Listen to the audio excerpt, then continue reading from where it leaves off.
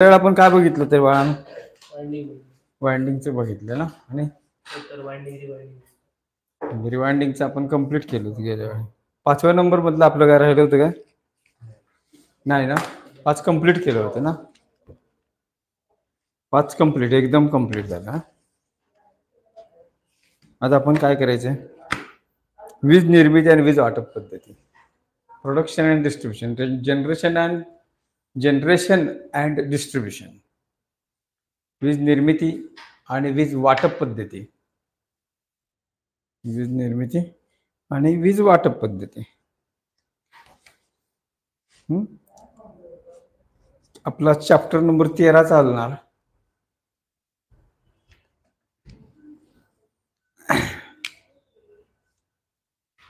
Production and distribution किंवा generation and distribution. आजचा आपला चॅप्टर काय आहे? Generation and distribution.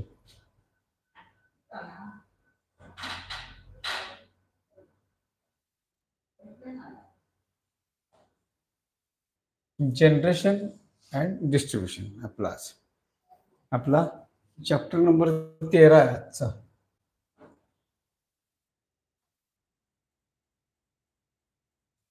बरोबर. 12 नंबर आपण 5 मध्ये घेतला.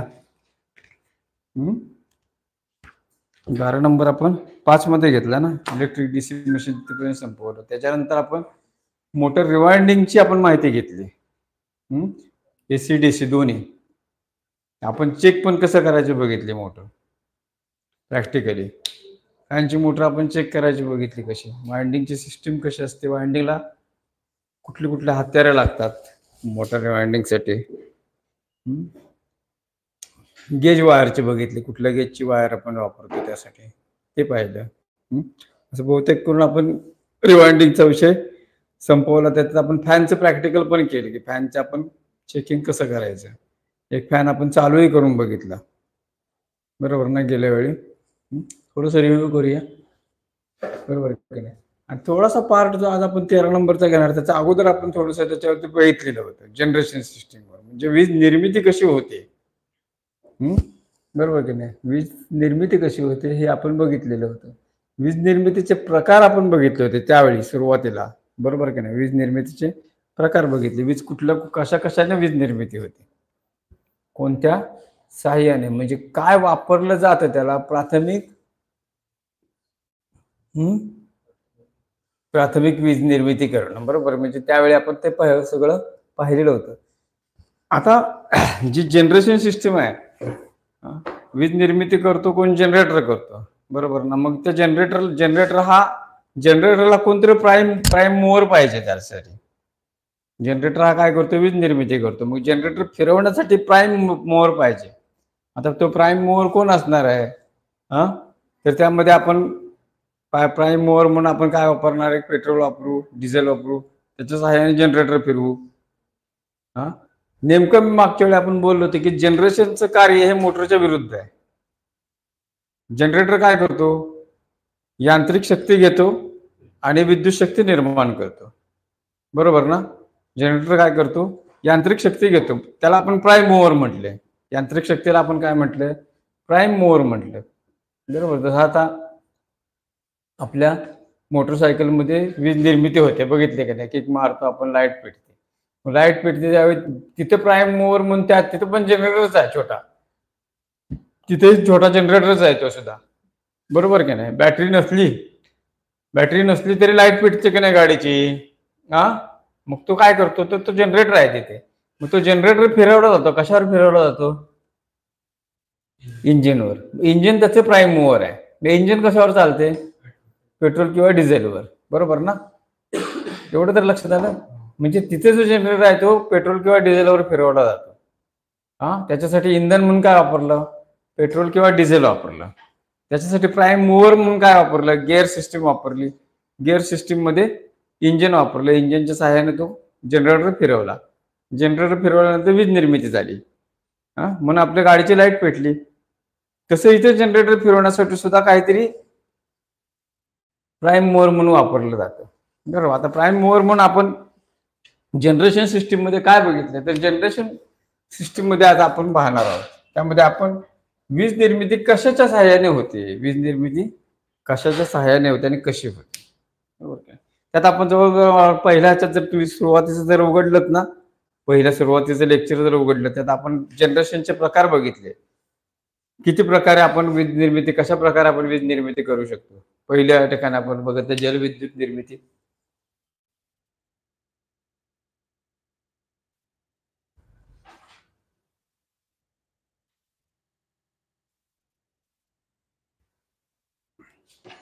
जलविद्युत निर्मिती बघितली. दुसरी पवन विद्युत निर्मिती बघितली. कुठे तिथे येतील तसे सांगा, मागे पुढे होईल. पवन विद्युत निर्मिती सांगा. तिसरं ॲटॉमिक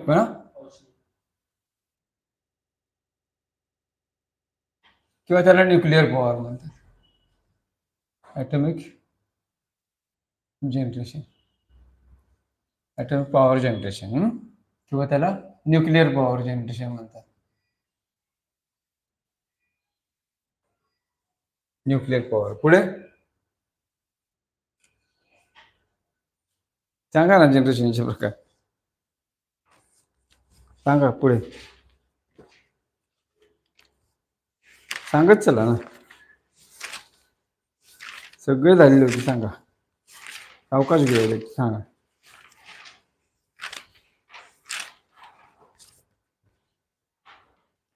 पाच का सहा प्रकार आपण अभ्यास केले होते.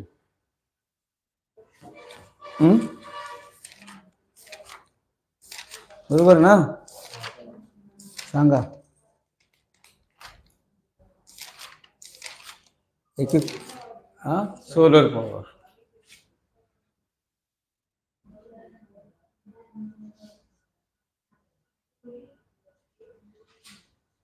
Solar power generation. पाचवा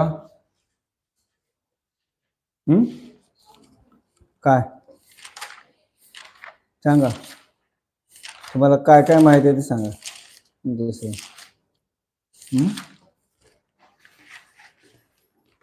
कशा कशाने वीज निर्मिती होते.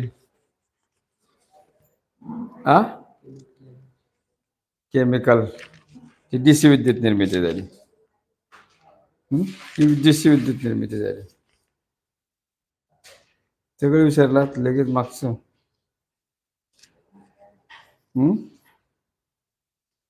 सगळं विसरलात काय मागचं. कशा कशाने आपण वीज निर्मिती केली, काय वापरलं. प्राईम मोर म्हणून पहिलं पाणी वापरलं. पवन विद्युत निर्मिती वापरली. ॲटॉमिक पॉवर वापरलं. न्यूक्लिअर विद्युत निर्मिती. सोलर, कोळशापासून विद्युत निर्मिती, त्याला म्हणतात काय, औष्णिक power generation.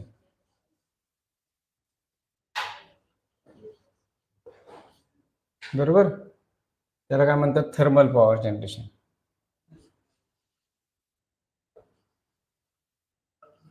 Thermal power generation, thermal power generation. पाण्याची वाफ केली जाते, वाफेवर जनरेटर फिरवलं जातं, विद्युत निर्मिती होते. पुढे माहिती आणखी कुठला प्रकार. एवढेच एवढेच काय. बघा पुढे आज आपण वीज निर्मिती आणि वाटप पद्धती आहे बघणार. वीज निर्मिती आणि वाटप पद्धती. आता वीज निर्मिती कशी होते थोडंसं आपण मागे पहिल्या ह्याच्यात आपण बघितलेलं आहे. पहिल्या सुरुवातीला आपण बघितली, ज्यावेळी आपण पहिलं शिकत होतो त्यावेळी बघितले होते ना विद्युतचे प्रकार वगैरे आपण बघताना ते बघितले. बरोबर. आता जनरेशन म्हणजे काय तर वीज निर्मिती करणे, प्राईम मूवर वापरायची आणि प्राईम मूवर वापरून जनरेटर फिरवायचा. जनरेटरमध्ये असतं काय, जनरेटरमध्ये कॉईल असते. बरोबर की नाही. जनरेटरचे आपण प्रकार मागच्या वेळेला अभ्यासले होते. डीसी जनरेटर आणि एसी जनरेटर. डीसी जनरेटर कुठला, एसी जनरेटर कुठला मी सांगितलं होतं. बरोबर ना. डीसी जनरेटर कुठला, एसी जनरेटर कुठला. जनरली आपण वापरतो त्यात एसी जनरेटर आपण वापरतोय. एसी मध्ये सिंगल फेज जनरेटर आहे, 2 फेज जनरेटर, 3 फेज जनरेटर, हे पण प्रकार आपण बघितले. सिंगल फेज जनरेटर जो एका फेजची निर्मिती करतो, 2 फेज जनरेटर जो 2 फेजची निर्मिती करतो, आणि 3 फेज जनरेटर जो 3 फेजची निर्मिती करतो. एसी. डीसी मध्ये 2 फेज 3 फेज वगैरे काय प्रकार नाही. डीसी म्हणजे डीसीच, डायरेक्ट करंट. कळलं की नाही. डीसी मध्ये काय होतं, डीसी जनरेटर मध्ये काय होतं, तर डीसी जनरेटर मध्ये डीसी विद्युतची निर्मिती होते फक्त. कळलं की नाही. पण जनरली आपल्याकडे जे वापरले जातात, आपल्याकडे जी वीज निर्मिती केली जाते ती एसी विद्युत निर्मिती केली जाते. त्यामध्ये आपण जनरेटरचे प्रकार बघितले होते. कुठले प्रकार बघितले होते, तर 3 प्रकार आपण अभ्यास केले होते जनरेटरचे. आठवत आहे ना, 5व्या पुस्तकात आपण अभ्यास केला होता जनरेटरचा.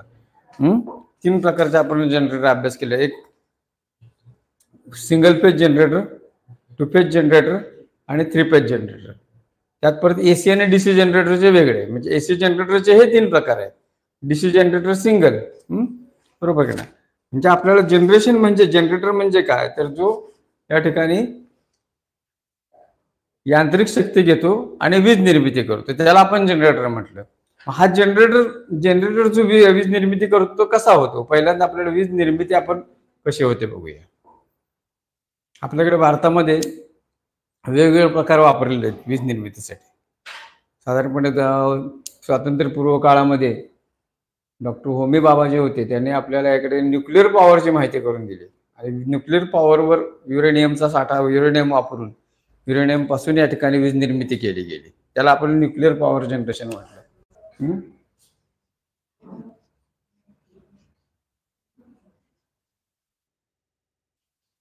खाली प्राईम मूवर काय, हे सगळे जे आहेत त्या प्राईम मूवर आहेत. पवन, वी, ऑटोमॅटिक, ॲटॉमिक, सोलर, हे सगळे प्राईम मूवर आहेत. प्राईम मूवर काय काय, कोळशापासून वीज निर्मिती, त्याला औष्णिक पॉवर आपण म्हटलं. ॲटॉमिक त्याला औष्णिक पॉवर आपण म्हटलं. थर्मल पॉवर त्याला म्हटलं. कोळशापासून आग निर्माण करायची, आगीपासून पाणी तापवायचं आणि पाण्यापासून वाफ तयार करायची, वाफेपासून जनरेटर फिरवायचे. कळलं की डायरेक्ट आगीवर जनरेटर फिरत नाही. आगीपासून काय होतं, आग निर्माण होते. आग निर्माण झाल्यानंतर पाणी गरम होतं. पाणी तापलं तर पाण्यापासून काय होते, वाफ तयार होते. आणि वाफेमध्ये एवढी ताकद आहे, बरोबर की नाही. आपण बघितलं ना, वाफ जर आपण तर साधारण जरी पातेलं गरम करत ठेवलं, पातेल्यात पाणी गरम ठेवलं करत, किंवा कुकर जर आपण कुकरमध्ये आपण भात शिजवतो ना, अन्न शिजवतो की नाही कुकरमध्ये, मग ते कसं शिजतं, ते वाफेवर शिजतं. मग ती वाफ एवढी असते की नाही, की मग ती बाहेर जाण्यासाठी ती इतक्या वजनाची, साधारण 50 ग्रॅम वजनाची शिट्टी असते किंवा 100 ग्रॅम वजनाची शिट्टी असते, एवढी ते उचलतो. कधी कधी झाकण उडून पण जातं. एवढी ताकद कशात आहे, वाफेमध्ये आहे. वाफेवरती इंजिन पहिली होती, रेल्वेचं इंजिन वाफेवर चालायचं. एवढी मोठी रेल्वेची वाफेचं इंजिन खेचत होतं. म्हणजे वाफेमध्ये ताकद किती आहे. मग ह्या वाफेवरच या ठिकाणी जनरेटरचा फॅन फिरवला जातो, आणि त्या फॅन फिरवल्यानंतर तो जनरेटर वीज निर्मिती करतो. त्याला आपण थर्मल पॉवर जनरेशन असं म्हटलं. ॲटॉमिक पॉवर जनरेशन किंवा न्यूक्लिअर पॉवर जनरेशन मध्ये सुद्धा काय आहे, आपण थोडेसे व्हिडिओ पण बघूया, नंतर अभ्यास करूया, दाखवूया. पुढच्या 1 तासामध्ये आपण 3-4 व्हिडिओ आहेत ते बघूया. तर न्यूक्लिअर पॉवर मध्ये काय केलं की युरेनियमचा वापर केला गेला. पहिल्यांदा या ठिकाणी डॉक्टर होमीजी बाबा यांनी आपल्याला तारापूरला पहिलं या ठिकाणी रिसर्च झाला. त्या रिसर्चमध्ये तारापूरला, जी मुंबईच्या जवळ आहे, त्या ठिकाणी डॉक्टर होमीजी बाबाने आपल्याला न्यूक्लिअर पॉवर म्हणजे युरेनियम वापरून युरेनियमच्या साठ्यापासून या ठिकाणी कशी वीज निर्मिती करायची, ते आपली सुरुवातीला आपल्याला साधारणपणे 47च्या आसपास या ठिकाणी त्यांनी हा शोध लावला. आणि त्याची मात्र आपल्या देशामध्ये जवळजवळ 7 ते 8 केंद्र आहेत वेगवेगळ्या ठिकाणी. कर्नाटकमध्ये आहे, आंध्र प्रदेशमध्ये आहे, महाराष्ट्रात तारापूरला आहे, कैगा म्हणून का कर्नाटकमध्ये एक भाग आहे, त्या ठिकाणी कैगाला सुद्धा या ठिकाणी युरेनियमचं पॉवर स्टेशन आहे. गोव्यामध्ये सर्वसाधारणपणे मडगाव वगैरे सोडलं तर पुढे कुठेतरी मला वाटतं कारवारच्या सीमेवर कुठेतरी ह्याच्यावर तयार होते. आपल्याकडे सुद्धा आता नवीन एक वाद चाललेला होता, माहिती आहे ना, जैतापूरला. तो सुद्धा वीज निर्मितीचाच एक भाग होता. कळलं की नाही. तर अशा प्रकारे प्राईम मूवर म्हणून वापरून वीज निर्मिती केली जाते. जलविद्युत निर्मिती त्यातला महत्वाचा टप्पा आहे. जलविद्युत निर्मिती हा त्यातला महत्वाचा टप्पा आहे. जलविद्युत निर्मिती भारतामध्ये सगळ्यात मोठा प्रकल्प जो आहे तो कोयनेचा प्रकल्प आहे आपल्याकडे, ज्या ठिकाणी जवळजवळ म्हणजे टोटल प्रोडक्शनच्या 25 ते 26% वीज निर्मिती तिथे होते. टोटल प्रोडक्शनच्या 25 ते 26% वीज निर्मिती तिथे होते आणि संपूर्ण महाराष्ट्रामध्ये ती वीज वापरली जाते. प्लस जवळची जी राज्य आहेत, महाराष्ट्राच्या बॉर्डरचे जे राज्य आहेत, आता उदाहरणार्थ बॉर्डरचे राज्य आहेत गोवा, बरोबर की नाही, महाराष्ट्राच्या जवळचे राज्य मध्य प्रदेश आहे, आंध्र प्रदेश आहे, कर्नाटक आहे, याला सुद्धा या ठिकाणी ती वीज वापरली जाते, पुरवली जाते तिथून, बरोबर. तर हे टोटल काय आहे की ही वीज निर्मितीची वेगवेगळी साधनं आहेत. आपल्याला जलविद्युत निर्मितीवर थोडस व्यवस्थितपणे फोकस करायचं आहे. आता होते कशी जलविद्युत निर्मिती, बरोबर. एक व्हिडिओ नंतर मी दाखवतो, तोपर्यंत अगोदर व्यवस्थित ऐकून घ्या. जलविद्युत निर्मिती नेमकी होते कशी, काय जलविद्युत निर्मितीचं, जलविद्युत निर्मिती होते कशी बघा. आता जलविद्युत निर्मितीचं आपल्याला महत्वाचं, आपल्याला राधानगरीला एक छोटंसं केंद्र आहे. आता आपल्याकडे सुद्धा होते इथे जलविद्युत निर्मिती दोडामार्गच्या जवळ, तिलारी धरणावर मला वाटतं आता ते घेतलं त्याने, अदानीने घेतले आणि अदानीने मला वाटतं आताच उद्घाटन अचानक केलं, ती सुरुवात पण होते करून त्या कामाला झालेली. जलविद्युत निर्मिती होते कशी, तुम्हाला माहिती डॅम आहे, त्या डॅम मध्ये पाणी साठवलं,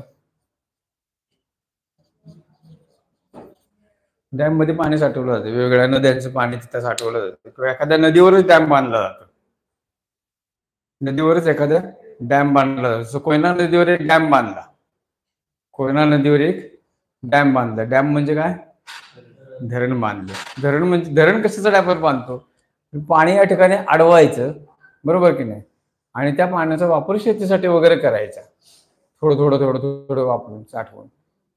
पाणी काय एका ठिकाणी होऊन येतं एका डॅम मध्ये, बरोबर की नाही. वेगवेगळ्या नद्यांचं पाणी, आता तिथं पंचगंगा पाच नद्यांचं पाणी तिथं आलंय, महाबळेश्वरनं आलेलं, कळलं की नाही. त्या 5 नद्यांचं पाणी एकत्र होऊन कोयना नदी तयार झाली, कळलं की नाही. आणि मग त्या कोयना नदीवर एक डॅम बांधला गेला, धरण बांधलं गेलं.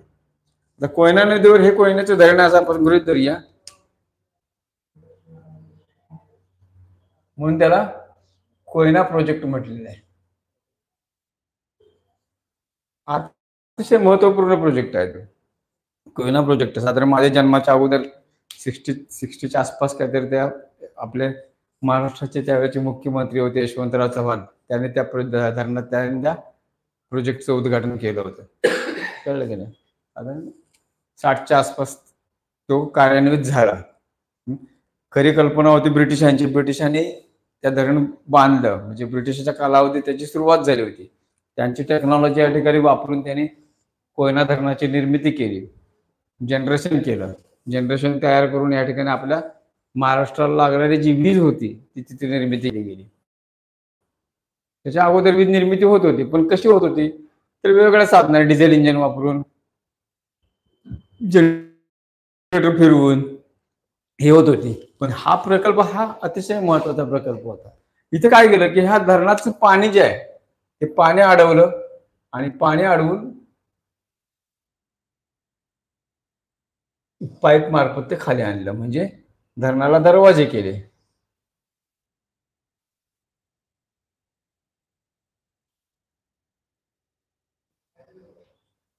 बरोबर. आता जनरेटर आहे तर जनरेटर फिरवला पाहिजे ना, जनरेटर फिरवला कशावर, तर ह्या पाण्याच्या प्रेशरवर फिरवला, बरोबर. त्रिपेजचे जनरेटर पाण्याच्या प्रेशरवर फिरवले. सर्वसाधारणपणे त्याची रचना अशी आहे, इथे त्या पाणी आहे, हे पाणी इथे घेतलं, इथे जनरेटर आहे, थोडक्यात आयडिया देते मी. जनरेटर आहे, जनरेटरचा शाफ्ट आहे, खालपर्यंत आणला, इथे त्याला फॅन बसवला,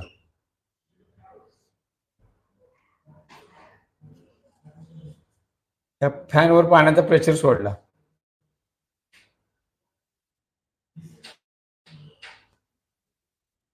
इथून पाणी आलं ना, धरणाचं पाणी ह्या पाईप मधून आलं, पाईप पाणी आलं,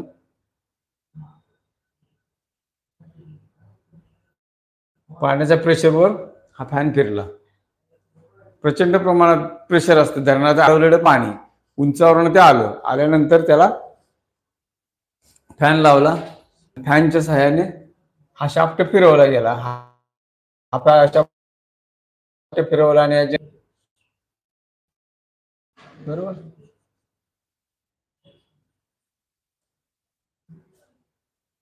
बरोबर कित्येक मेगावॅट वीज निर्मिती झाली ती.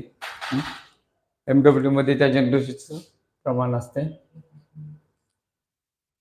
मग ते 2 मेगावॅट असेल, 5 मेगावॅट असेल, 10 मेगावॅट असेल, त्या जनरेशनच्या जनरेटरच्या कॅपॅसिटी प्रमाणे वीज निर्मिती झाली. इथे जनरेटरचं आता हे पाणी जे आलं, हे धरणातलं पाणी, इथे एक जनरेटर बसवला, ह्या दारावर एक जनरेटर बसवला, इथे एक जनरेटर बसवला, बरोबर. इथे पण फॅन लावले असेच, ह्या पाण्याच्या प्रवाहावर एक जनरेटर बसवला.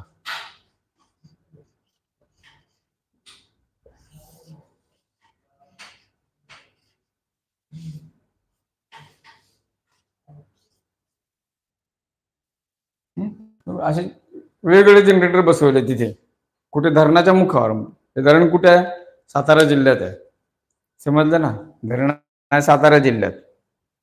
सातारा जिल्ह्यात पहिला टप्पा आहे त्यांचा कराडला, कळलं की नाही. कराडला या ठिकाणी पहिला टप्पा आहे. पहिल्या टप्प्यात त्यांनी काय केलं, धरणाचं पहिल्या टप्प्यात ते तिथे धरण बांधलं आणि धरणावरच या ठिकाणी वीज निर्मिती केली, पहिली वीज निर्मिती, समजलं की नाही. मग ही वीज महाराष्ट्राला दिली गेली सगळी. तिथे जनरेटर कशा फिरवले? पाण्याच्या प्रेशर, कळलं की नाही. धरणाच्या पाण्याच्या प्रेशरवर जनरेटर फिरवले गेले. घालवणार कुठे? राहिलेलं पाणी जे आहे जनरेशन होऊन पाणीच बाहेर पडणार ना, का तिथेच थांबणार आहे. मग ते पाणी या ठिकाणी त्यांनी जे जनरेशन होऊन पाणी गेलं ते शेतीसाठी वापरलं, बरोबर की नाही. पिकं पिकवण्यासाठी वापरलं, ते केलं. त्यातूनही काय केलं की हेच पाणी पुढे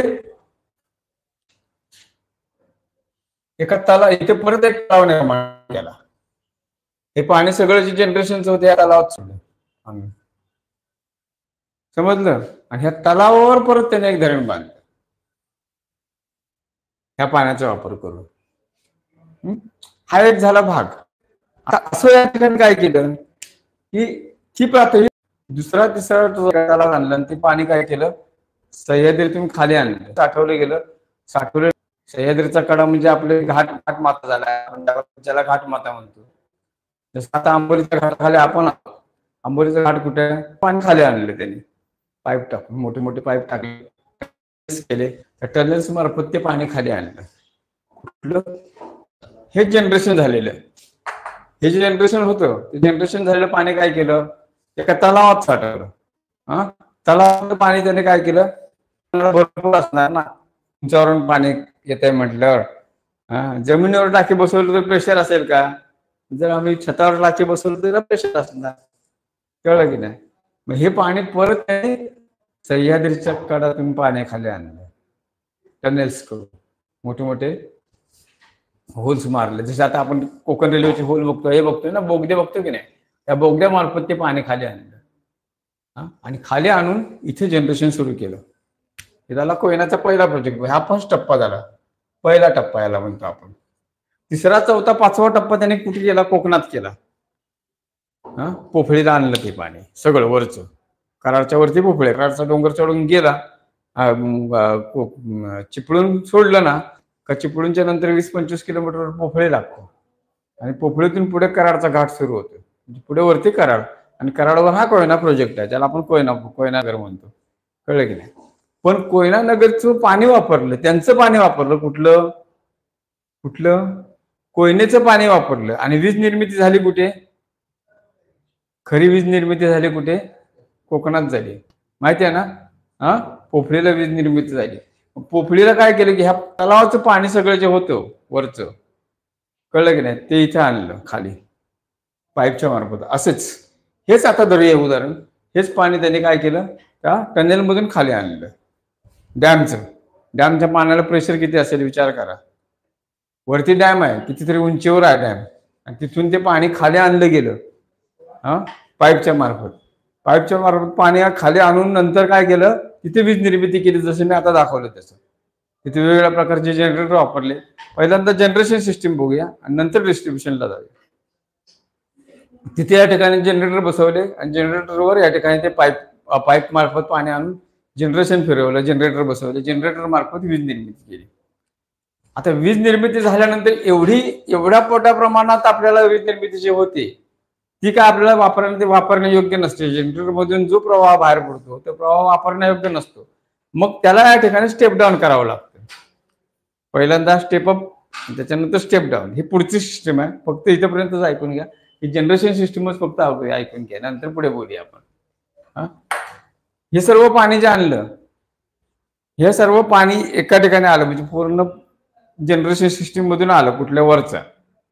आता जनरेटर सिस्टीम मधून पाणी जे आलं, इथे 4-5 जनरेटर बसवले, 10 जनरेटर बसवले त्यांनी, तिथे वीज निर्मिती केली. 1-2-3 टप्पे फक्त ऐकून घ्या.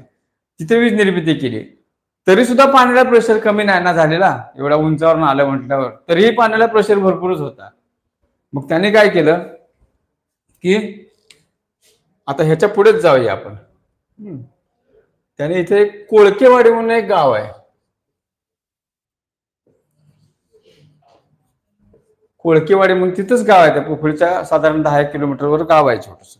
हे सगळं जनरेशन झालेलं पाणी एकत्र केलं, एका डॅम मध्ये आणलं डोंगरातून. बरोबर, सगळं जनरेशन झालेलं पाणी आहे ना, ते जाणार कुठे इतकं पाणी?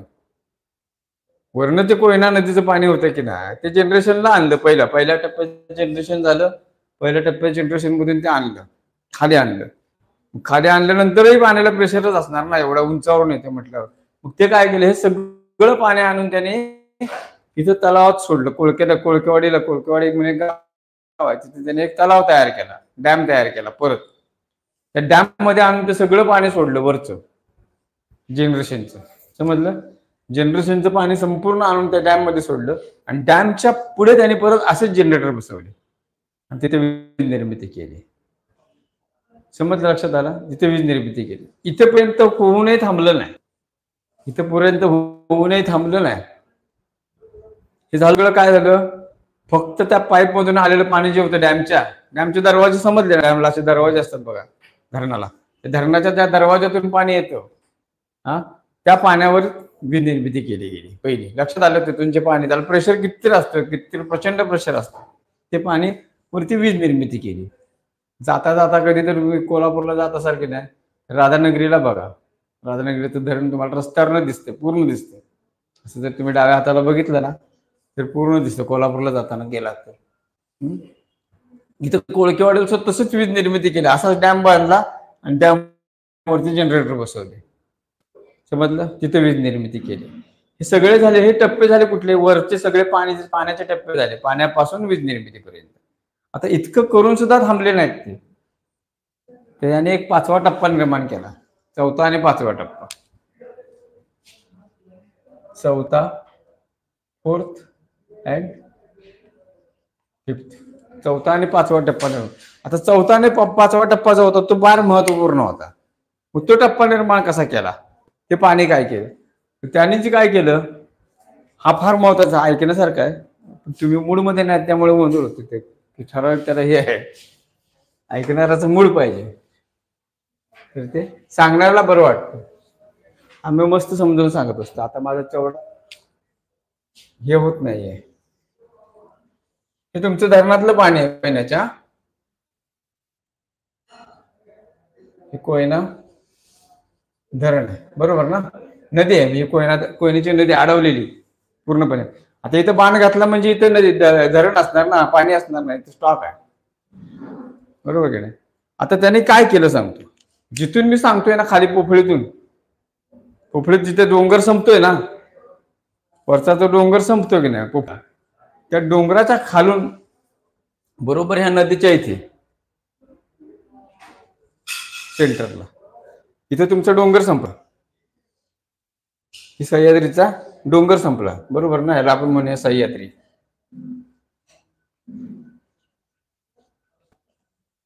सह्याद्रीचा डोंगर संपला असा दिसते, आपली सह्याद्रीची रांगा दिसते. आता इथे काय केलं माहिती आहे का, इथे पोफळी आहे तुमची, ही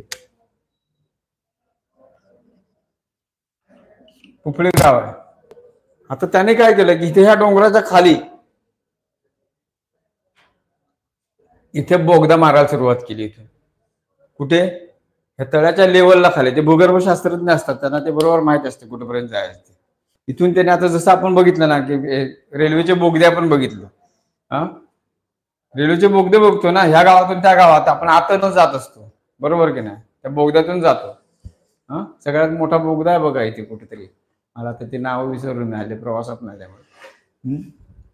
ते तसा या ठिकाणी खाली त्याने बोगदा मारायला सुरुवात केली, साधारण नदीच्या लेवलच्या खाली, बरोबर. आता उदाहरण समजूया की वरती नदी आहे इथे आणि तिथून आपण आलो ना खाली, बरोबर की नाही. म्हणजे इथं साधारणपणे इथेपर्यंत एक बोगदा मारला त्याने तिकडून. आता ही वाट दिसते ना आपली, डोर आहे, डोरच्या आपण वाट आली, तिथून असा बोगदा मारत इथेपर्यंत आली आहे. इथेपर्यंत बोगदा मारत मारत, कारण इथून बरोबर वरती नदी आहे ना, म्हणजे ते धरण आहे. नदी म्हणजे काय, धरण आहे वरती, बरोबर. त्या धरणाच्या बरोबर खालीपर्यंत मध्यापर्यंत ते आले बोगदा मारत मारत येतो. हा खूप मजेशीर आहे. हा इथेपर्यंत बोगदा मारत आले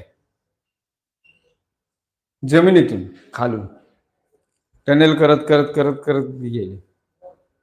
साधारण मध्याच्या वर आल्यानंतर, मध्यापर्यंत आल्यानंतर काय केलं त्याने, ह्या बोगद्यामध्ये संपूर्णपणे ब्लास्ट भरला. ब्लास्ट सुरुंग भरला, कळलं की नाही. इथेपर्यंत सुरुंग भरलं आहे.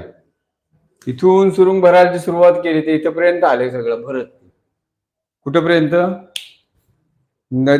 डॅमच्या बरोबर खालपर्यंत सुरुंग भरत आले. सुरुंग भरत आल्यानंतर सगळे इथे भरलं आहे, सगळं मटेरियल भरलं ते सुरुंगाचं आत, बरोबर की नाही. दारू वगैरे जे काय असते सुरुंगासाठी असते ते असेल ते भरलं त्याने. इथं आल्यानंतर सगळेजण बाहेर आले इथून, आतली माणसं मरतील आतले ना, सगळेजण बाहेर आले आणि ब्लास्टिंग केलं. ह्याला ब्लास्टिंग केलं. ब्लास्टिंग केल्याबरोबर त्या तळ्यामध्ये मधोमध होल पडला. कुठे, डॅम मध्ये. लेक टॅपिंग म्हणून आहे बघा, व्हिडिओवर टाकलं तरी समजणार तुम्हाला त्या ह्याच्यावर, किंवा पुढच्या वेळी आपण तो व्हिडिओ बघूया. इथं टाकल्याबरोबर काय केलं, इथे ब्लास्ट झाला. ब्लास्ट झाल्याबरोबर इथे होल पडला ना, जमिनीला खालून वर पडला. आपण विहीर मारताना काय करतो, वरून खाली मारतो, बोर मारताना. ह्याने काय केलं, खालून वर ड्रिलिंग केलं, समजलं. असं केलं त्याने, थोडक्यात असं केलं.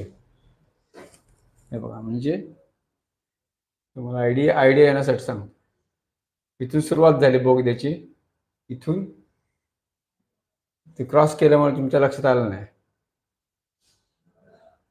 असं केलं. हा इथे वरती तुमचा डॅम आहे, डॅमच्या मधोमध या ठिकाणी होल मारला. इथून त्याने मटेरियल भरायला सुरुवात केली. इथेपर्यंत मटेरियल भरलं. त्याला माहिती आहे इथे ब्लास्ट केला का वरती तळ फुटणार ना. इथेपर्यंत त्याने मटेरियल भरायला सुरुवात केली. साधारण लेवल त्याने ठेवली की बाबा ठराविक लेवलपर्यंत ते होल करायचा, आणि तेवढा होल जर उडवला की नाही का मग फुटून जाणार ते. विहिरीला आपण काय करतो, वरून बोरिंग आपण वरून खाली मारतो, खालचं पाणी आपण वर घेतो. इथं काय केलं, वरचं पाणी खाली आणलं, होल मारून उलट केलं, विहिरीची बरोबर उलटी प्रोसेस केली. डायरेक्ट जर होल मारत गेले असते समज तर काय झालं असतं, हा लगेच पाणी आलं असतं, सगळे मेले असते आतल्या, बरोबर ना. म्हणून त्याने काय केलं, इथेपर्यंत त्याने ब्लास्टर भरला, ठराविक अंतराप्रमाणे त्याने ठेवलं आणि तो ब्लास्ट केला. ब्लास्ट केल्याबरोबर या धरणातलं जे पाणी होतं ते खाली आलं सगळं पाईपमधून, आणि पाईपमधून आलेल्या पाण्यावरती इथे त्यांनी काय केलं, परत जनरेटर बसवलं. 1 2 3 का असतील ते जनरेटर बसवलं पाण्याच्या प्रेशर प्रमाणे, कळलं. इथे जनरेटर बसून हा चौथा आणि पाचवा टप्पा त्यांनी तयार केला पाहिजे. ते पाणी त्यांनी वेस्ट घालवलं नाही. आणि हे सगळं पाणी जे आहे ते गेलं कुठं? बरोबर, त्या तळ्यातलं पाणी, हे पाणी, सगळं पाणी एकत्र केलं.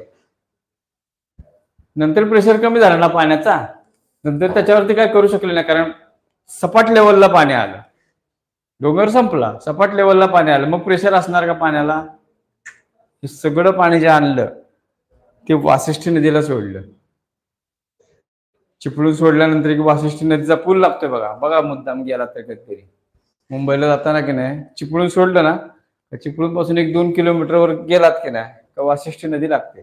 आणि त्या वाशिष्ठी नदीमध्ये जे पाणी आलंय काय, ते ह्या सगळं कोयनेचं पाणी त्या धरणामार्फत, धरणामध्ये जी वीज निर्मिती झाली आणि वीज निर्मिती होऊन जे पाणी शिल्लक राहिलं, म्हणजे जे पाणी वेस्ट जाणार होतं, कळलं की नाही, ते जाणार कुठे पाणी?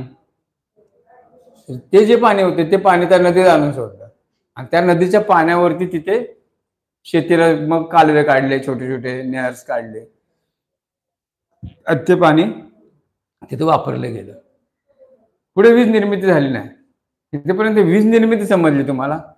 कळलं की नाही? इथेपर्यंत वीज निर्मिती तर समजली, जनरेटर वापरून वीज निर्मिती केली गेली. आता ह्याच्यात पुढची सिस्टीम काय आहे की जनरेटर मधून जी वीज निर्मिती होते ती कित्येक मेगावॅट मध्ये होते. आता ते मेगावॅट मी सांगत नाही किती होते, ते कित्येक मेगावॅट मध्ये होते. आता मेगावॅटची विद्युत निर्मिती आपण घरगुती वापरासाठी वापरू शकतो का? एवढा मेगावॅट मोठी विद्युत निर्मिती आपण घरगुती वापरासाठी वापरू शकत नाही. मग घरगुती वापरासाठी आपल्याला काय पाहिजे? तर आपल्याला कमी प्रमाणात कमी व्होल्टची विद्युत निर्मिती पाहिजे. मग हे जे कमी व्होल्टची विद्युत निर्मिती करायची त्यासाठी स्टेप अप आणि स्टेप डाऊन निर्मिती करावं लागतं. आता जनरेटर फिरताना सुद्धा काय होतं की जनरेटर एकाच गतीने फिरत नाही कधी. पाण्याचं प्रेशर कमी झाला तर तो हळू फिरणार, पाण्याचं प्रेशर वाढलं तर तो फास्ट फिरणार. कळलं की नाही? मग हे फास्ट आणि स्लोचं प्रमाण आहे ते मेंटेन केलं पाहिजे ना, स्पीड मेंटेन केला पाहिजे. वीज निर्मिती मेंटेन केली पाहिजे, वीज निर्मिती मेंटेन केली पाहिजे. कळलं की नाही? तर ते मेंटेन करण्यासाठी काय करावं लागेल आपल्याला? त्याचं स्टेप अप आणि स्टेप डाऊन मध्ये रूपांतर करावं लागतं. कळलं की नाही? त्याचं रूपांतर स्टेप अप आणि स्टेप डाऊन मध्ये करावं लागणार. कळलं की नाही? मग ह्याच्यासाठी काय केलं तर याने एक स्विच यार्ड बसवलं, मोठं स्विच यार्ड तयार केलं. ही सगळी वीज जी निर्मिती होते ना ती एका स्विच यार्ड मध्ये आणली. कळलं की नाही? याची जनरेशन सिस्टीमचा टप्पा संपला आपला. जनरेशन मध्ये काय केली? फक्त वीज निर्मिती केली, जनरेटर फिरवले, पाण्याच्या प्रेशरवर वीज निर्मिती झाली. आणि वीज निर्मिती झाल्यानंतर काय केलं? ती वीज आता आपल्याला वापरात आणायची आहे ना, कंझ्युम करायची आहे ना. मग कंझ्युम करण्यासाठी ती वीज निर्मिती झालेली वीज निर्मिती आहे ती कंझ्युम साठी आपल्याला वापरायचं म्हटल्यावर स्टेप डाऊन मध्ये रूपांतर केलं पाहिजे. स्टेप डाऊन केल्याशिवाय करता येणार नाही. मग त्यासाठी त्यांनी स्विच यार्ड तयार केलं. इथे समजलं जनरेशनचं सगळे टप्पे असेच आहेत पुढचे, फक्त हे समजावून घ्या, नंतर आपण बाकीचं बघूया. इथे केलं स्विच यार्ड तयार, एक व्हिडिओ नंतर दाखवतो.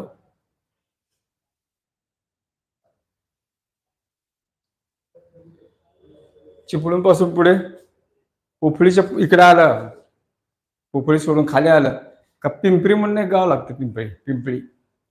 पिंपळी म्हणतात त्याला, पिंपळी. ह्या पिंपळीमध्ये हे स्विच यार्ड आहे. सगळी वीज जी निर्मिती झाली जनरेशनची ती सगळी पिंपळीमध्ये आणली, पिंपळीमध्ये स्विच यार्ड तयार केलं. बरोबर.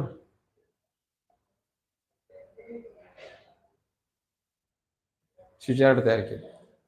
ह्या स्विच यार्ड मध्ये सगळी जी वीज निर्मिती होती जनरेटर, प्रत्येक जनरेटर मध्ये एका जनरेटर मधून इतकी मेगावॅट, दुसऱ्या जनरेटर इतकी मेगावॅट, सगळी वीज एकत्र केली, स्विच यार्ड मध्ये आणली.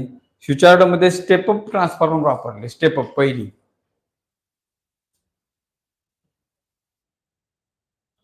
स्टेप अप ट्रान्सफॉर्मर वापरले. स्टेप अप म्हणजे काय? तर कमी वीज निर्मितीचं जास्त वीज, म्हणजे कमी शक्तीचं जास्त शक्तीमध्ये रूपांतर करणं. स्टेप अप मध्ये 250 व्होल्टचं 440 व्होल्ट मध्ये रूपांतर करणं. 250 जास्त का 440 जास्ती? 250 250 जास्ती की 440 जास्ती? हा काय जास्ती लक्ष आहे की नाही बघितलं मी तुमचं 440 जास्ती त्याला स्टेप अप म्हणतात आणि 440चं 250 मध्ये रूपांतर करणं त्याला म्हणतात स्टेप डाऊन. जास्त वीज निर्मिती घेऊन त्याची कमी विद्युतमध्ये रूपांतर करणं त्याला स्टेप डाऊन असं म्हणतात. मग स्विचयार्ड मध्ये काय केलं की ह्या सगळ्या शक्तीचं या ठिकाणी डाऊन केलं. जनरेटर मध्ये वीज निर्मिती कमी झाली का ट्रान्सफॉर्मर वीज वाढवून द्यायचा लेवल केली पाहिजे ना. ट्रान्सफॉर्मर मध्ये काय होतं स्टेप अप होतं स्टेप डाऊन होते. स्टेप डाऊन ट्रान्सफॉर्मर असतात स्टेप अप ट्रान्सफॉर्मर असतात. मग ट्रान्सफॉर्मर काय करतो की वीज कमी झाली का ती वाढवून देतो त्याला स्टेप अप म्हणतात आणि जास्त झाली तर तो काय करतो कमी मध्ये रूपांतर करतो म्हणजे लेवलला आणतो जेवढे आवश्यक आहे तेवढे करतो तो त्याला ट्रान्सफॉर्मर म्हणतात. मग ट्रान्सफॉर्मरचं कार्य काय तर विद्युत शक्तीचं या ठिकाणी नियंत्रण करणं किंवा विद्युत शक्ती कमी किंवा जास्त करून देणं. कमी करतो आणि जास्तही करतो. जास्त करण्याला स्टेप डाऊन ट्रान्सफॉर्मर म्हणतात स्टेप अप ट्रान्सफॉर्मर म्हणतात आणि कमी विद्युत निर्मिती करणाऱ्याला त्याला स्टेप डाऊन ट्रान्सफॉर्मर. हे दोन प्रकारचे ट्रान्सफॉर्मर स्विचयार्ड मध्ये वापरले. आता स्विचयार्ड त्या ठिकाणी बसवलं एक स्विचयार्ड तयार केलं कळलं की नाही. स्विचयार्ड मध्ये ही सगळी जनरेशनची वीज निर्मिती आणली ते भाग आहे त्याचे काय काय. आता या स्विचयार्ड मध्ये काय केलं या स्विचयार्ड मध्ये जे आणलं जनरेशनची सगळी वीज निर्मिती नीट ऐकून घ्या सगळं व्यवस्थित बोलूया वेळ पुरे आपल्याकडे. जी वीज सगळी जी जनरेशनची वीज निर्मिती झाली म्हणजे पाण्यावरची जलविद्युत निर्मिती फक्त जलविद्युत निर्मितीच्या बाबतीत बोलूया बाकीचे नंतर. जी पाण्यावरची वीज निर्मिती झाली ती या स्विचयार्ड मध्ये आणली. आता स्विचयार्ड मध्ये काय केलं की स्विचयार्ड म्हणजे स्विच बसवणे स्विचिंग करणं सगळं विजेचं स्विचिंग करणं. मग स्विच करताना त्याने काय केलं स्विच करताना काय केलं की तिथून फीडर्स काढले पॉवर लाईन्स काढल्या. एक सोलापूरला गेली एक मुंबईला गेली एक कोकणात आली. लक्षात आलं दिसतात ना टॉवर रस्त्याने दिसतात त्या टॉवर मार्फत जी वीज आली ती जनरेटरच्या जनरेशन स्विचयार्ड मध्ये आली आणि स्विचयार्ड मधून ती बाहेर पडली. आता ह्या स्विचयार्ड मध्ये काय झाले इथं मेगावॅट मध्ये आली ती कळलं की नाही मेगावॅट मध्ये आली. ह्या स्विचयार्ड मधून बाहेर पडताना त्याचं रूपांतर किलोवॅट मध्ये झालं. मेगावॅट मोठं युनिट त्याचा डाऊन युनिट QWH किलोवॅट मध्ये आली. आता इथं काय झालं तर इथून बाहेर पडताना ती 220 kV डिस्ट्रीब्युशन कडे आलो आपण. आता वीज निर्मितीचा टप्पा संपला डिस्ट्रीब्युशन कडे चाललो. 220 kV इथे नावं लिहितो मी फक्त सोलापूर 220 kV कोल्हापूर 220 kV देवगड जरूया इथून काढलं 220 kV कुडाळ कणकवली करूया.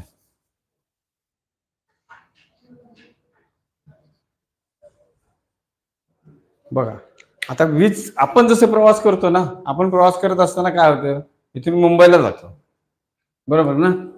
इथून आपण मुंबईचा प्रवास करतो एकदम 400-500 किलोमीटरचा प्रवास करू शकतो का आपण करू शकतो भुकेशिवाय. सकाळी जेवलो आपण आणि संध्याकाळी आपण जाऊन तिकडे जेवलो चालेल का आपल्याला मध्ये काहीतरी भूक लागते ना आपल्याला का नाही लागत भूक लागते ना एनर्जी पाहिजे ना राहील का एनर्जी. तुम्ही सावंतवाडीला येता घराकडून बरोबर ना घराकडून निघतं सावंतवाडीला वाटेत भूक लागली म्हणून नाश्ता करता ना.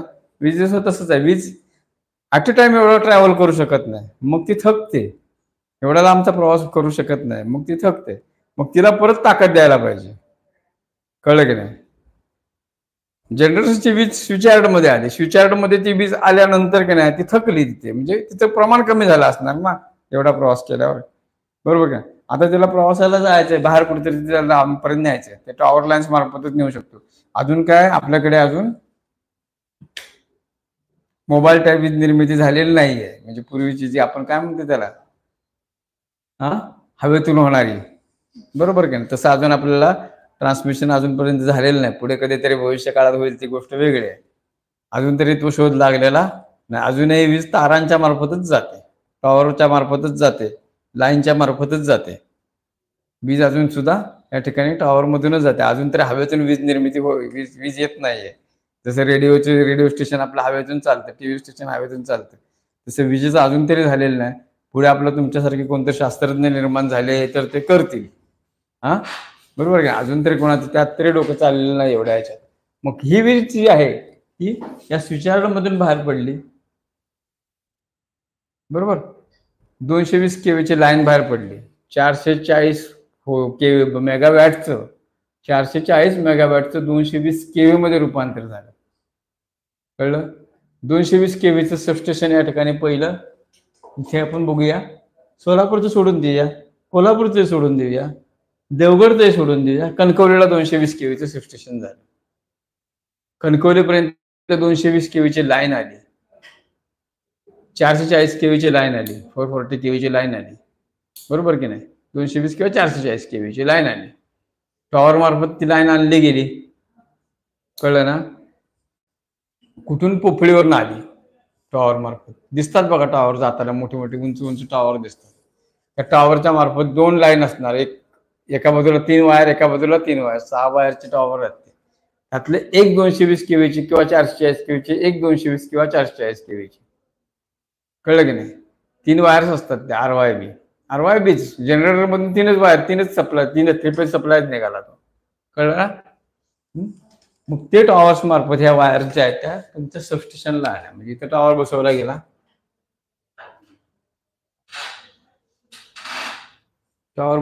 टॉवर मधून त्या 3 वायर्स, 6 वायर्स आल्या.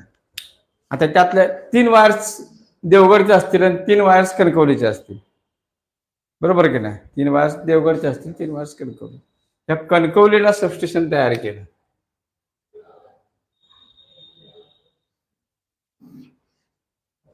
कणकवलीला एक सबस्टेशन तयार केलं, 220 बाय 110 केबी, 220 बाय 220 बाय 110 केवी किंवा 220 बाय 132 केवी,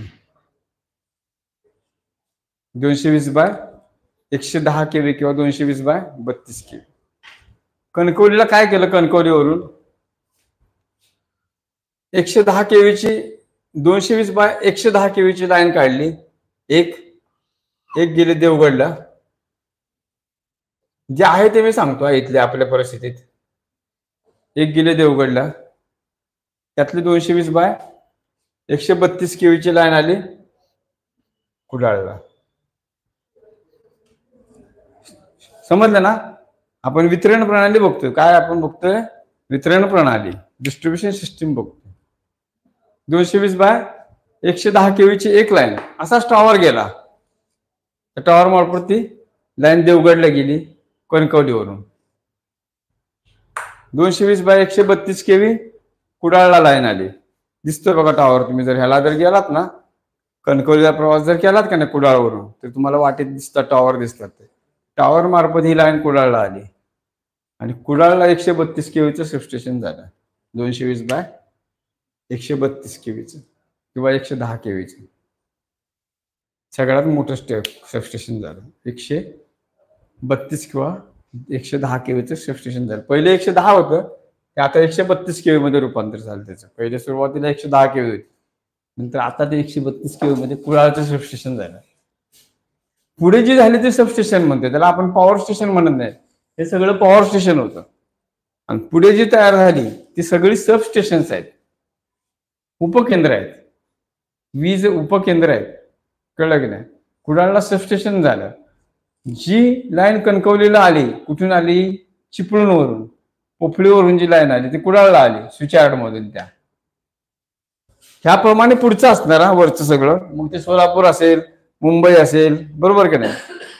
कुठे असेल तिकडे जिथे जिथे आपली जनरेशन मधून लाईन गेली तिथे 132 केवी कुडाळला आली. 132 केवीचं सबस्टेशन कुडाळला झालं. आता कुडाळवरून ना फिडर काढले गेले वेगवेगळे. कुडाळवरून. त्यात पहिलं वेंगुर्ला, सावंतवाडी तालुके, वेंगुर्ला, सावंतवाडी, कणकवलीला वैभववाडी आपल्यात बसत नाही, देवगडला सेपरेट लाईन गेली, देवगड सेपरेट झालं. हा, बरोबर की नाही. आता आपण फक्त कुडाळ तालुका, सावंतवाडी आणि वेंगुर्ला 3 तालुक्यामध्ये वीज दिली गेली. 3 तालुक्यामध्ये ही वीज दिली गेली. 220 केव्हीचं रूपांतर 110 केव्ही मध्ये झालं किंवा 132 केव्ही मध्ये झालं. 132 केव्हीचं रूपांतर 132 केव्हीचं रूपांतर 33 केव्ही मध्ये झालं. 132 केव्हीचं रूपांतर 33 केव्ही मध्ये झालं. 132/33 केव्ही. 132/33 केव्ही. 33 केव्हीचे फिडर कुडाळवरनं काढले. कुडाळला काय केलं, त्याचं 33 केव्ही मध्ये रूपांतर केलं गेलं. 132 केव्ही कुडाळला आलं, बरोबर की नाही. 220 केव्हीचं 132 मध्ये आलं, कुडाळला आले. कुडाळला आल्यानंतर कुडाळमधून 33 केव्हीच्या लाईन्स काढल्या. किती काढल्या? 33 केव्हीच्या लाईन्स. एक 33 केव्हीची लाईन सावंतवाडीला आली, एक 33 केव्हीची लाईन वेंगुर्ल्याला गेली. लक्षात येते ना काय ते स्टेप डाऊन कसं लक्षात येते ना. एक 33 केव्हीची लाईन सावंतवाडीला आली, एक 33 केव्हीची लाईन वेंगुर्ल्याला गेली. सावंतवाडी समजलं, वेंगुर्ला गेलं. एक 33 केव्हीची लाईन कुडाळमध्येच राहिले. कुडाळला पण 33 केव्हीची गरज आहे, कुडाळला राहिली. पुढे काय झालं ते सांगतो सगळं. हे सगळं काय आहे, डिस्ट्रीब्युशन प्रणाली सांगतोय ती. ऐकून घ्या, नीट समजून घ्या. तुम्हाला डायग्रामॅटिकल वेगळं आहे, बघितलं तर तिथे समजणार पण नाही हे काय सांगतोय ते. असं सांगतोय तेच समजणार. आता 133 केव्ही आले, 33 केव्हीचे फिडर काढले, त्याला फिडर म्हणतात. त्या सबस्टेशन मधून ते स्टेप डाऊन केले ना. तिथे 110 केव्हीचा ट्रान्सफॉर्मर होता, 110 केव्हीचा ट्रान्सफॉर्मर तिथे बसवून त्याचं 33 केव्ही मध्ये रूपांतर केलं. म्हणजे काय झालं, ते आता स्टेप डाऊन झालं. लक्षात आलं ना, स्टेप डाऊन झालं. मग ते 132 केव्हीचं 33 केव्ही मध्ये रूपांतर झालं, किंवा 110 केव्हीचं 33 केव्ही मध्ये रूपांतर झालं. 33 केव्हीचे वेगवेगळे फिडर काढले त्याने. स्विचयार्ड आहे ना ते. आता कुडाळचं छोटं मिनी स्विचयार्ड आहे ते, तिथे स्विचयार्ड आहे.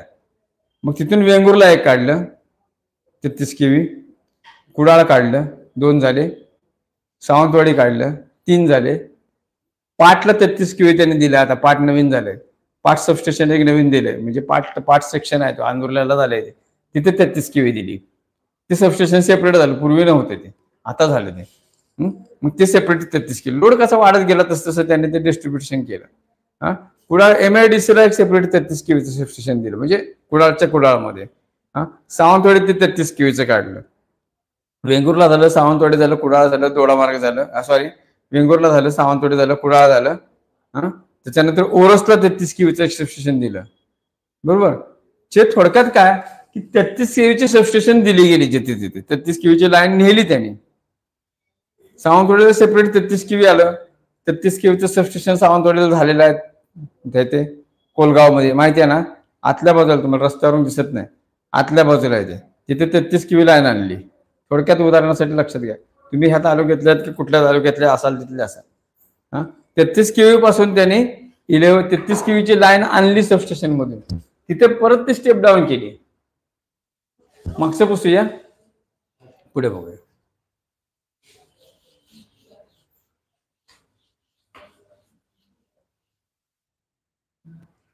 ह्याच्या पुढचा भाग बघूया. इथे मी कुडाळचं सबस्टेशन काढतो.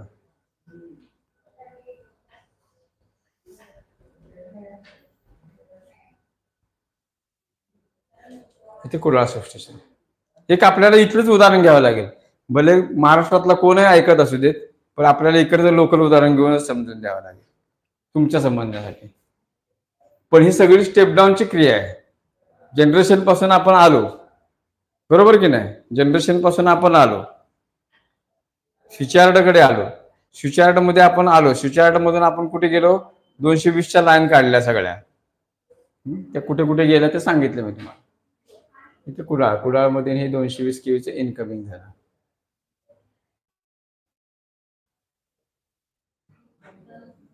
बाहेर पडले 33 केव्ही.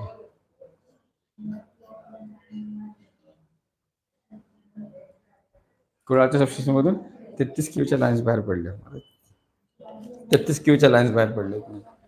मला पाणी दे घेऊन.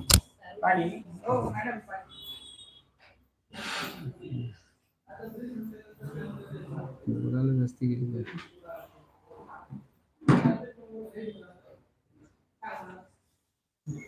दोन मिनिटाचं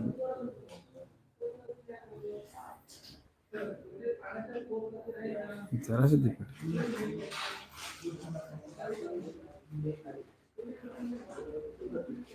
इथेच पिते कॅमेरा तिथे नाही.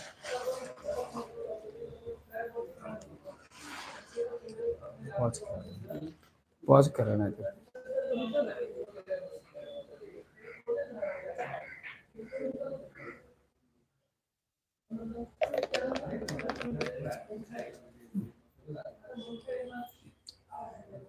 पुढे बघा. 33 केवी मध्ये रूपांतर केलं. सांगितलं 33 केवी सावंतवाडी आली. 33 केवी सावंतवाडी, 33 केवी कुडाळ, 33 केवी पाठ, 33 केवी वेंगुर्ला, 33 केवी ओरस. बरोबर. म्हणजे इथे 110 बाय 33 केवी मध्ये रूपांतर स्टेप डाऊन मध्ये. लक्षात आलं सगळ्यांच्या? ऑनलाईन बघणाऱ्याच्या सुद्धा 33 केवी मध्ये रूपांतर झालं. 33 केवीचं सबस्टेशन सावंतवाड्यामध्ये झालं.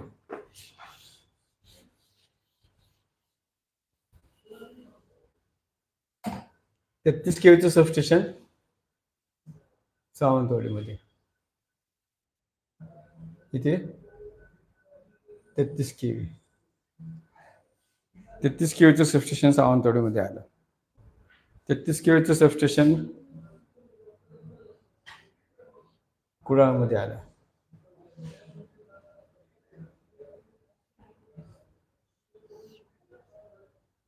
तेहतीस केवीचं सबस्टेशन वेंगुर्ला मध्ये आलं.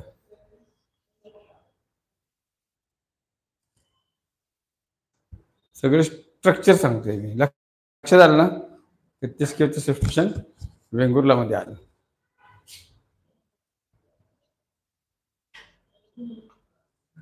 छोटं सबस्टेशन बघितलेलं असणार का ते लहानसं.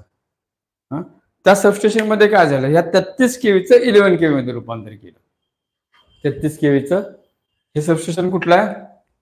ही जी सबस्टेशन आहे ही 33 बाय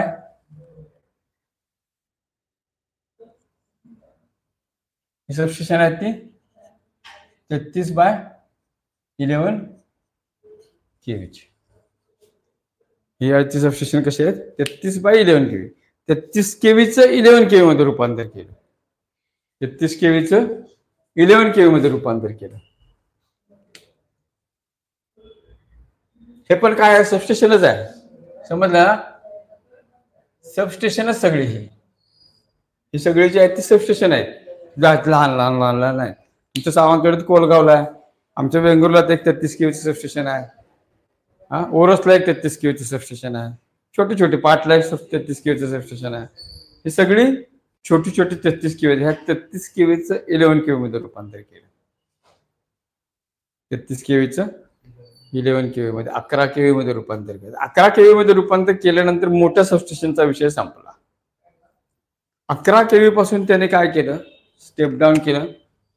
मग ही सबस्टेशन आहेत ती 33 बाय 11 केवीची.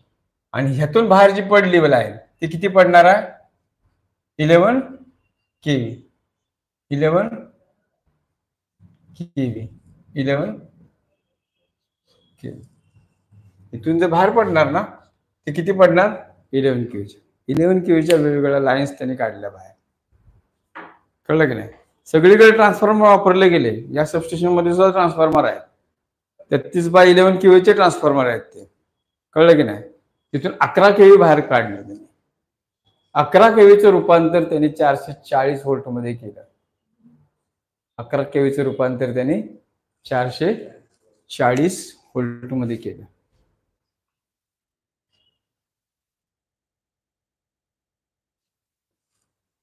$440 व्होल्ट केले. समजलं? 11 केवीचं रूपांतर त्यांनी 440 मध्ये केलं. मग तुमची 11 केवीची लाईन तुमच्या गावात आली. 11 केवीची लाईन तुमच्या गावात आली. आता तुमचं गाव कुठलं असेल? मग मानगाव, जवळचं गाव कोलगाव, जवळचं गाव नेमळे, जवळचं गाव कांबळेवीर, जवळचं गाव सावंतवाडीच्या अखेरी, माडकोल, बरोबर ना? 3-4 गाव आपण उदाहरणासाठी घेऊया. हा बरोबर आहे. बांदा 11 केवी असेल, जवळचं गाव. इथेपर्यंत आपली 11 केवीची लाईन गेली प्रत्येक गावात. हा सगळ्यात जवळचं गाव आपण घेतलं कोलगाव. कोलगाव मध्ये 11 केवीची लाईन गेली. आता प्रत्येक ठिकाणी 11 केवीची लाईन गेल्यानंतर तिथे एक डीटीआर स्ट्रक्चर बसवलं गेलं. डीटीआर स्ट्रक्चर बसवलं गेलं, एक मिनी सबस्टेशन बसवलं गेलं. या सगळ्या लाईन तुम्हाला का नाही ह्या स्वरूपात दिसतील बघा.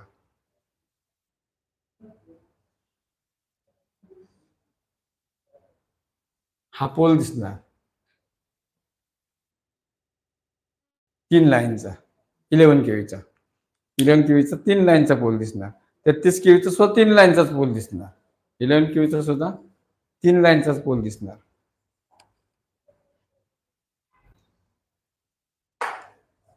हे डीटीआर स्ट्रक्चर. आता हे 11 केवीची जी लाईन आली नाही या स्ट्रक्चरला दिली गेली. इथे 1 2 3 इथे असं जर बघितलं तर दिसणार. या पहिला डीपी दिसते बघा. ते समोर उभा राहिलं ना ते डीपी दिसते. फोटो पाहिजे काढून मारून आणले. पुढच्या वेळी घेऊया याच्यावर, नेक्स्ट टाइमला घेऊया. ते ही किती आली? 11 केवी आली. 11 केवीचं 440 व्होल्ट मध्ये रूपांतर करायचं. 11 केवी लाईन आली. इथे ट्रान्सफॉर्मर बसवला.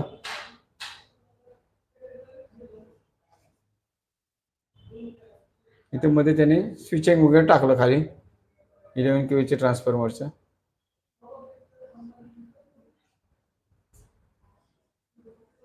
या ट्रान्सफॉर्मरला 11 केवी दिली. ट्रान्सफॉर्मरनं काय केलं? 11 केवीचं रूपांतर 11 केवीचं रूपांतर 3 फेज मध्ये केलं. म्हणजे किती व्होल्ट मध्ये केलं? 440. हा ट्रान्सफॉर्मर आहे तो 11 केवीचं 440 व्होल्ट मध्ये रूपांतर करणार. मग तो 60 केवीचा असू दे, त्या लोड प्रमाणे त्याने ट्रान्सफॉर्मर केले. 60 केवीचे ट्रान्सफॉर्मर असतील, 50 केवीचा ट्रान्सफॉर्मर असेल, लोड किती आहे त्याच्यानुसार ट्रान्सफॉर्मर तिथे बसवले गेले गावात. कमी लोड असेल तर छोटा ट्रान्सफॉर्मर असेल, जास्त लोड असेल तर मोठा ट्रान्सफॉर्मर असेल. कळलं की नाही? मग ह्या 11 केवीचं रूपांतर तुमचं 11 केवीचं रूपांतर तुमचं 440 व्होल्ट मध्ये गेलं. ज्याला 3 फेजची गरज आहे त्याला 3 फेज लाईन सरळ दिली. जिथे पंप आहेत, हा कारखाना आहे, त्याला 440 व्होल्ट त्याने सरळ दिलं. बरोबर की नाही? ह्या 440 व्होल्टचं 3 फेज मध्ये रूपांतर झालं. 3 फेज झालं. 440 व्होल्ट म्हणजे काय झालं? 3 फेज झाले. 440 व्होल्ट पासून त्याने सिंगल पेज काढला. म्हणजे किती व्होल्ट काढलं? 220 व्होल्ट काढला. आता तिथे ट्रान्सफॉर्मरची गरज नाही. त्यातला एक फेज आणि एक न्यूट्रल घेतली. 440 केवी मधली काय गेली? 440 व्होल्ट मधले काय केले? एक फेज आणि एक न्यूट्रल. एक फेज आपण किती व्होल्टची धरली? 220 व्होल्टची किंवा 250 व्होल्टची. म्हणजे 250 व्होल्टची एक फेज आणि एक न्यूट्रल. 250 व्होल्टची एक फेज आणि एक न्यूट्रल. 250 व्होल्टची एक फेज आणि एक न्यूट्रल म्हणजे 3 फेज झाली. आता 250 प्लस 250 प्लस 250 किती झाले? 3चे 660 व्होल्ट होत नसतं. ते होतं किती? तर 440 व्होल्ट होतं ते टोटल. कळलं की नाही? म्हणून आपण त्याला 3 फेज म्हणतो. 120 अंशाचा एक कोन, म्हणून ते 440 व्होल्ट असतं. एकामधून किती येते? 120 व्होल्ट येतात. कळलं की नाही? 120 120 120, कारण ते 120 अंशाच्या कोनामध्ये 3 फेजचं वाइंडिंग बसवलेलं असतं. कळलं का? जनरेटरचं सुद्धा आणि मोटरचं सुद्धा. कळलं की नाही? ती 3 फेज लाईन मिळून ते 440 व्होल्ट होत असते. 12-36 बरोबर ना? कळलं की नाही? मग हे 3 फेजचं रूपांतर सिंगल फेज मध्ये होते. म्हणजे 3 फेज पासून एक फेज घेतली जाते, सिंगल फेज झाली. 3 फेज पासून एक फेज घेतली जाते, 440 फूटची लाईन तुमच्या गावात आली, तुमच्या खेड्यात तुमच्या एका वाडीत आली 3 पेजची लाईन. आणि 3 पेजची लाईन तुमच्या वाडीत आल्यानंतर जे पोल येते ना 3 पेजचं असं सॉकेट येते बघा साईडला,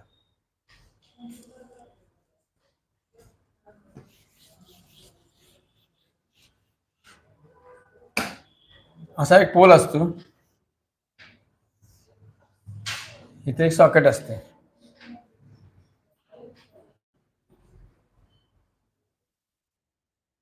एक 2 3 4 5 वायर असतात त्याच्यावर टोटल, बरोबर. त्यापैकी 3 वायर असतात त्या RYB,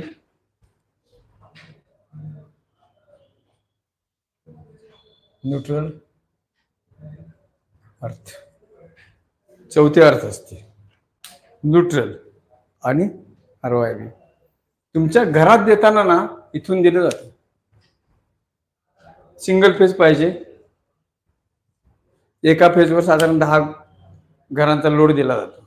एक फेजवर मिनिमम 10 घरांचा लोड दिला जातो एका फेजवर, लोड प्रमाणे गरज असेल तशी.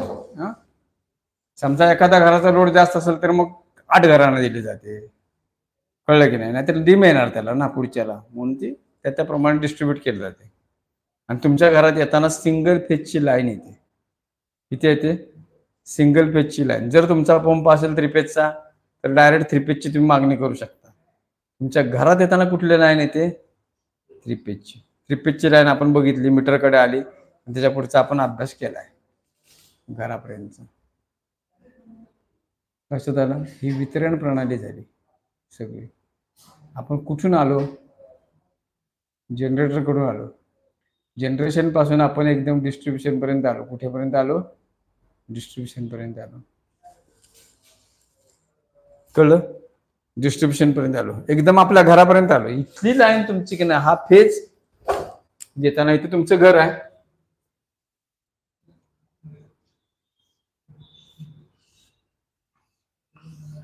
इथे तुमचं घर आहे. ह्या घराला काय केलं तुम्हाला? इथे तुमचा वरती पाईप बसवला ना, बरोबर ना. ह्या पाईप मध्ये काय केली? ह्यातली एक फेज आणि ह्यातली एक न्यूट्रल, बरोबर. एक फेज एक न्यूट्रल आणि त्याच्याबरोबर ताणणी दिली जाते ना, ताणणीची वायर दिली जाते आणि ती अर्थ असते. एक फेज एक न्यूट्रल आणि एक अर्थ, ह्या 3 वायर तुमच्या घरात येतात. एक काळी प्लेट असते, सर्व्हिस वायर आपण म्हणतो. त्या सर्व्हिस वायर मध्ये 2च वायर असतात आणि तिसरी वायर येते त्या तारेमार्फत येते, ताणणी मार्फत. ही तुमच्या घरात येते. ह्या 3 वायर्स आहेत ते तुमच्या घरात आल्या, तुमच्या ह्या मीटरकडे येतात. इथे तुमचं मीटर, समजलं? इथे तुमचा मीटर. हे मी तुम्हाला सगळं बोर्डवर समजून सांगितलं. तुमच्या घरापर्यंत हे सगळे वायर्स आले. मग तुमच्या घरातून तुमचं वायरिंग पुढचं जे आपण पुढे शिकलो ते, ह्याचा थोडासा आपण अभ्यास मागच्या ह्याच्यात केलेला होता, कळलं की नाही. ही झाली जलविद्युत निर्मिती. वेगवेगळ्या विद्युत निर्मितीचे प्रकार आहेत, त्यात मध्ये आपण बघितली. म्हणजे जसं आता हे पुढचं आहे ते सगळं असंच राहणार, सगळं पुढचं असंच राहील, फक्त वीज निर्मितीचा प्रकार बदलला. जलविद्युत निर्मिती, वीज निर्मिती केली पाण्याच्या प्रवाहावर. औष्णिक विद्युत निर्मिती केली कोळशाच्या वापरापासून. गॅस विद्युत निर्मिती केली गॅस टर्बाईन पासून, बरोबर. पोर्टेबल जनरेटर आपण बघितला, घरची छोटासा जनरेटर फिरवतो, वीज निर्मिती करतो. त्यानंतर सोलर विद्युत निर्मिती. सोलर विद्युत निर्मिती हा चॅप्टर सेपरेट आहे, तो चॅप्टर सेपरेट आहे. पवन विद्युत निर्मिती त्यातला महत्वाचा आहे. वाऱ्याच्या सहाय्याने वीज निर्मिती केली गेली, काही प्रमाणात वीज निर्मिती केली, ती सबस्टेशन मध्ये आणली, एकत्रित केली आणि ती घरगुती वापरासाठी केली. देवगडला पवनचक्की बनवली. पवनचक्कीमध्ये जी वीज निर्मिती तयार होते, वीज निर्मिती होते, त्या विजेचा वापर आपल्याला ती फ्री एनर्जी आहे. ती हवा काय विकत घेण्याची गरज नाही, हवा येते, हवेच्या वर टर्बाईन फिरतो म्हणजे जनरेटर फिरतो, जनरेटर मध्ये वीज निर्मिती होते.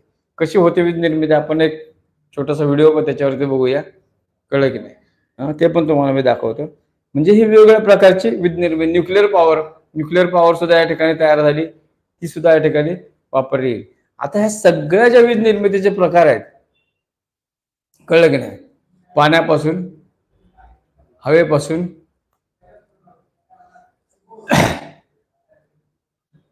कोळशापासून,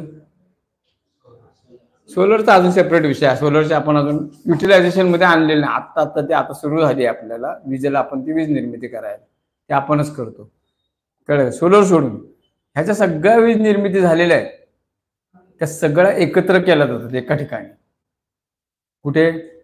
एका ठिकाणी. एका ठिकाणी सगळं एकत्रित आणले जातात. समुद्र माहिती आहे ना? समुद्राला काय मिळतं? सगळ्या नद्या मिळतात. प्रत्येक ठिकाणची नदी येते आणि समुद्राला मिळते. आणि समुद्र काय करतो? ते पाणी आपल्याला देतो कुठून तरी, बरोबर की नाही? मग तसं या ठिकाणी ह्या सगळ्याच्या वीज निर्मिती होते, पाण्यापासून, न्यूक्लिअर पासून, पवन विद्युत निर्मिती, हे सगळे एका ठिकाणी आणले जातात, एका ठिकाणी नेल्या जातात. काय? आणि ज्यावेळी की नाही त्या तिथून डिस्ट्रीब्यूट होतात, त्याला ग्रेडेशन म्हणतात. त्याला ग्रीड म्हणतात. त्याला ग्रीड म्हणतात. हे ग्रीडला सगळं ह्याच्या विद्युत निर्मिती आपण ज्या सगळ्या बघितल्या, पवन, जल, अजून काय, औष्णिक, कोळसा, हे सगळं इथे एका ठिकाणी आणतात त्या वीज, तिथून ते डिस्ट्रीब्यूट होतात. समजा एखाद्या ठिकाणी जर वीज कमी पडली, समजा आता जलविद्युत मधली वीज निर्मिती कमी झाली, तिकडे तर नुकसान होईल ना शेतीबीतीचं. मग काय करतात की जी तिकडची एक्स्ट्रा विद्युत आहे ती ह्या स्विचयार्ड मधून ती कोयनेला पुरवतात आणि तिथली वीज निर्मितीचा लोड परत तो रेग्युलर करतात. लक्षात आलं? ग्रीडिंग मध्ये काय होतं? समजा की नाही एखाद्या ठिकाणची वीज कमी पडली, कमी झाली, आता समजा काय सर्व ठिकाणी सारखीच वीज निर्मिती होईल असं काय नाही. पाण्याचं प्रेशर कमी झाला, पाणी कमी झालं, बघितलं ना आपल्याकडे लोड शेडिंग करतात, माहिती आहे ना? कोयनेचं धरणाचं पाणी कमी झालं, पाऊस एखाद्या वर्षी कमी पडला तर लोड शेडिंगचे प्रकार चालू होतात, माहिती आहे ना? ते लोड शेडिंग म्हणजे काय आहे?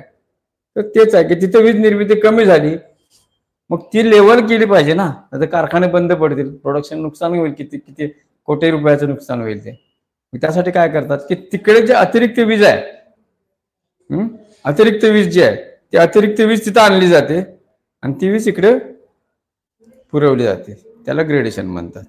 ग्रेडिंग करणं. एखाद्या ठिकाणचं जनरेशन सिस्टीम अचानक बंद होते, एखादं जनरेशन सिस्टीम पूर्णपणे बंद होते. कधी कधी पूर्ण बंद झाल्यानंतर वीज निर्मिती होईल का? होणार नाही. ती भरून काढण्यासाठी काय करतात? दुसरीकडची वीज घेतात आणि तिकडे देतात, तिथे वीज ती भरवली जाते, भरून काढली. त्याला ग्रेडिंग म्हणतात. तुमचा इतका डीप मध्ये तुम्हाला अभ्यास नाहीये, कळलं की नाही? तर इथेपर्यंत आपले वीज निर्मिती आणि वीज वितरण पद्धतीचा हा प्रकरण आहे. वीज निर्मिती आणि वीज वितरण पद्धती, त्याच्यामध्ये आपण अभ्यास पण केला. सोलर विद्युत निर्मिती हा सेपरेट आहे. सोलर विद्युत निर्मिती काय आहे? तर सूर्याच्या किरणांचा वापर केला गेला, सूर्याच्या किरणापासून वीज निर्मिती केली गेली, फ्री एनर्जी. त्याला फ्री एनर्जी म्हणतात. मग सूर्याच्या किरणांचा वापर केला गेला, सूर्याच्या किरणांसाठी पॅनल बसवले गेले आणि पॅनल मार्फत वीज निर्मिती करून घेतली. ही वीज निर्मिती साठवण्यासाठी बॅटरीचे संच वापरले, कलेक्शन करण्यासाठी, कळलं की नाही? बॅटरीचे संच वापरले, बॅटरीमध्ये वीज साठवली गेली आणि ती वीज आपण घरात वापरली गेली. ती सोलर एनर्जी झाली, बरोबर की नाही?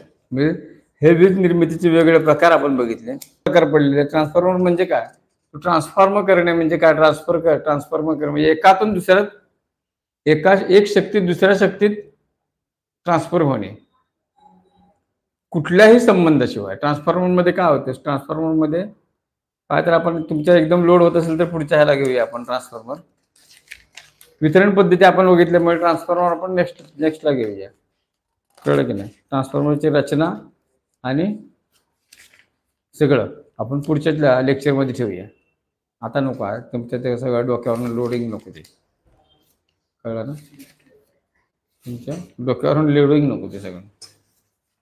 आता आपण वीज निर्मिती फक्त बघितली आणि वीज निर्मिती आणि डिस्ट्रीब्युशन सिस्टीम एवढंच आज आपण बघूया. वीज निर्मिती आणि वीज वितरण पद्धती. ट्रान्सफॉर्मर हा चॅप्टर तुमच्यासाठी सेपरेट ठेवूया, समजलं? ट्रान्सफॉर्मर हा चॅप्टर आपण तुमच्यासाठी सेपरेट ठेवूया.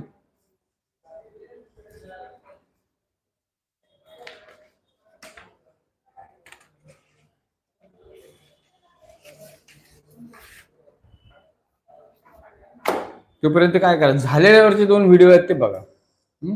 चालू करून दे.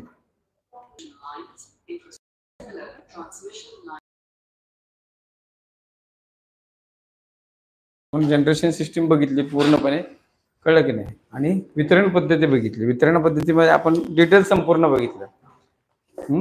220 केव्ही पासून 11 केव्ही 33 केव्ही संपूर्णपणे बघितलं. नेक्स्ट टाइम आपण ट्रान्सफॉर्मर आणि सोलर पॉवर हे बघूया. चलो.